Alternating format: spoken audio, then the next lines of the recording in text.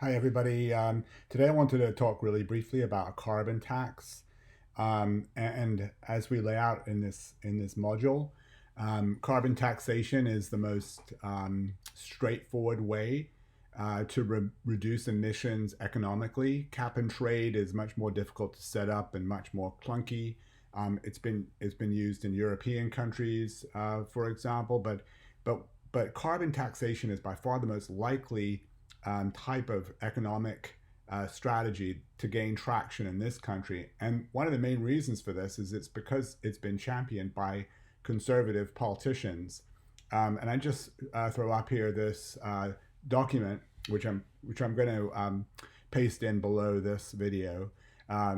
This is a case for carbon dividends or carbon taxation that has been proposed by um, leaders in the Republican Party, previous leaders. James Baker, in particular, is a very well-regarded leader across this political spectrum. So when James Baker speaks, people listen, and I have to say I just think it's an awesome idea. And their proposal is basically to tax carbon emissions and to give the proceeds to citizens, starting with a $2,000 a year donation to every citizen.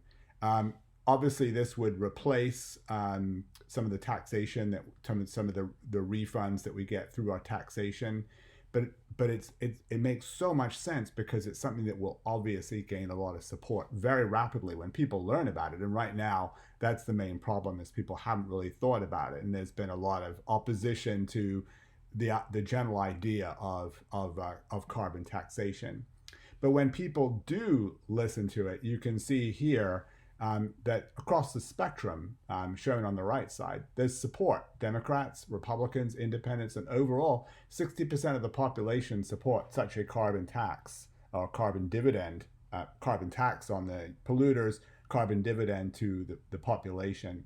So this is something that I think you'll be hearing a lot more about in coming years, just because it's something that we're going to have to do to reduce our carbon footprint, but at the same time to support innovation in business and people in general.